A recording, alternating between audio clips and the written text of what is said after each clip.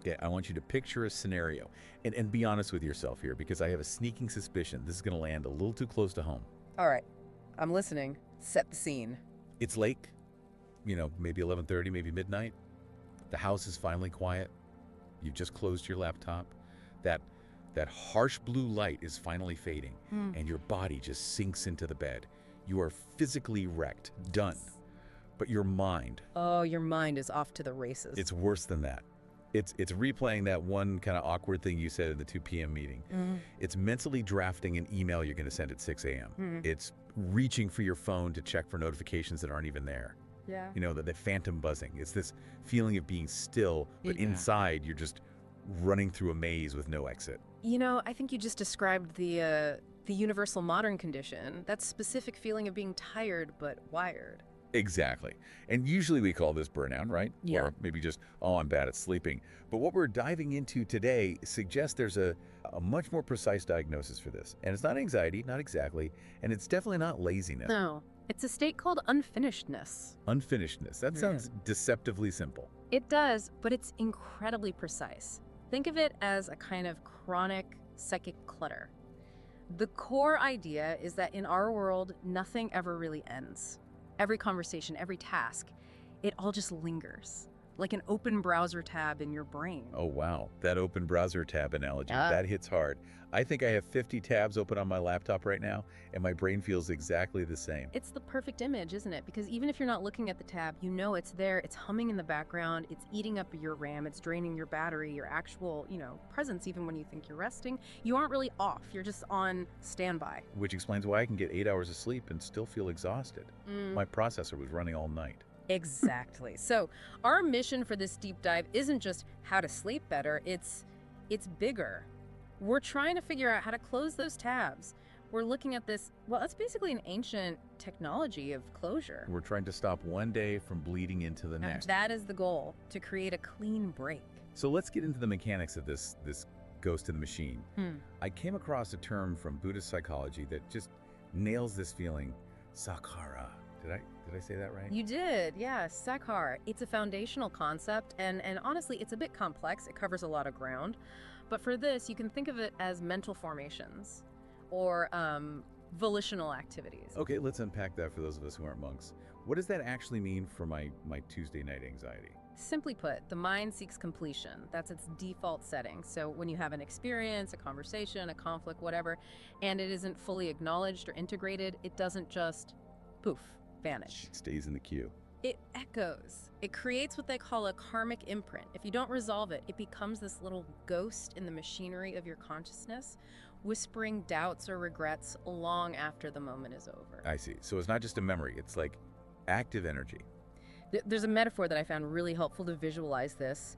It asks you to imagine your day as a scroll. Right. This is a great visual. Just picture this long paper scroll of everything that happened today. The good stuff, the painful stuff, the boring stuff, The I forgot to buy milk stuff, the weird look my boss gave me stuff. all of it. Now, if you don't do a conscious act of closure at the end of the day, that scroll just stays unrolled, it's tangled, it's exposed, it's flapping around. And I'm basically trying to sleep on top of it. Exactly. You're trying to rest on this chaotic, crumpled mess. The goal of these practices is to learn how to gently roll that scroll up, seal it with awareness, and place it on the shelf. That's what creates the space for renewal. Otherwise, you're just dragging yesterday's chaos into tomorrow. This lingering thing is so relatable. And it's funny, it's not always the huge tragic things, it's the minor stuff. Like, if I have a weird interaction with someone, not a fight, just weird energy, and I don't process it, I wake up the next day already on the defensive. That is sakkara at work. Because the loop isn't closed, your subconscious is still trying to fix it or analyze it. It thinks the threat is still live. So this isn't just a spiritual idea then. There's some hard neuroscience behind this. It's not just bad vibes. Absolutely not. This is where ancient wisdom really shakes hands with modern brain science. The brain needs what scientists call ritualized transitions to shift states. We have these two main modes, doing mode and being mode. Doing mode is where I live. That's my zip code. That's where I pay taxes. It's where most of us live, and we're rewarded for it. It's survival-oriented. It's all about action, solving problems. It's driven by dopamine. But here's the catch. You cannot restore yourself in doing mode. Right, you can't recharge the battery while the car is going 80 miles an hour down the highway. Precisely. You have to shift to being mode. And the brain doesn't just slide into that. It needs a signal, a trigger, a hard reset. This makes me think of the Japanese tea ceremony. I used to just think it was about, drinking tea. It's so much more than that. It is a perfect example of a technology of closure. Right, it's not about hydration. You don't just grab a matcha on the way to the subway. Not at all. It's a choreographed slowdown. Every single movement is deliberate. And crucially, think about how it ends. With a bow. A bow. A shared silence, a collective breath. That ritual signals to the entire nervous system. This experience is complete. You can return to yourself now. And see, that's what I'm missing. My day doesn't end with a bow, it ends with a crash. I work till I'm exhausted, I stare at Netflix until I'm numb, and then I pass out. There is no bow. And that's the trap. We're afraid of stopping. We have this story, especially if you're ambitious, that if we stop, we lose momentum. Exactly. If I pause, I'll lose my edge. I'll fall behind. The competition is still working, right? If I take a bow, I'm surrendering. But I would argue the exact opposite. The most radical act of self-leadership is discerning when to engage and when to release. There's a saying that always sticks with me. Success without closure is not success. It's accumulation without integration. Accumulation without integration. Wow, that's heavy. It sounds like hoarding. It is hoarding. You're hoarding experiences without ever unpacking them. You just pile them up in the corner of your mind until you can't move. You become sort of intellectually and emotionally constipated. Okay, that is a vivid image I definitely don't want. So I'm sold on the why. I don't want to be a hoarder of unfinished business, but I can hear people asking. And I'm asking, how do I actually do this? I don't have a tea house. I have a messy living room and about 5 minutes before I need to sleep. And that is all you need. You don't need a temple. You just need 5 minutes and a willingness to witness your day instead of judging it. Okay, so what's the protocol? Walk me through the actual steps. How do I roll up the scroll? It starts with the physical setup.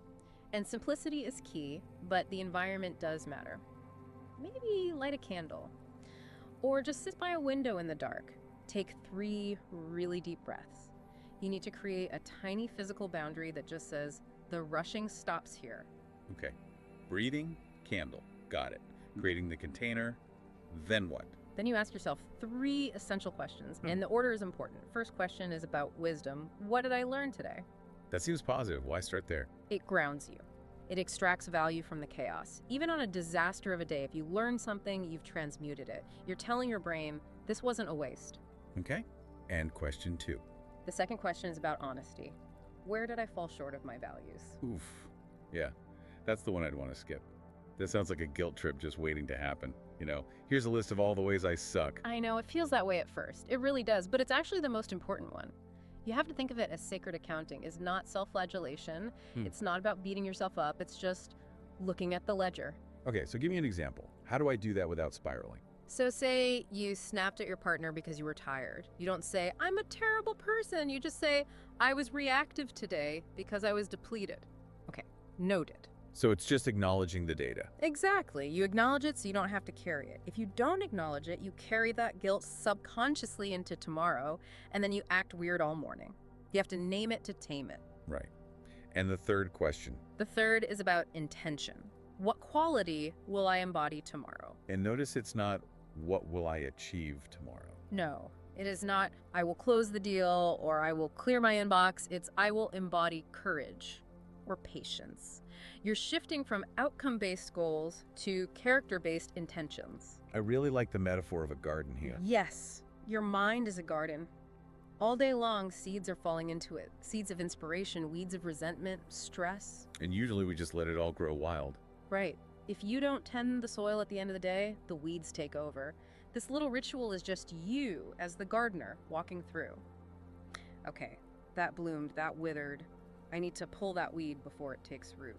It's active cultivation. It's just maintenance. If you don't do it, you wake up in a jungle. And walking through a jungle is exhausting. I want to pivot a bit because this connects so interestingly to ambition.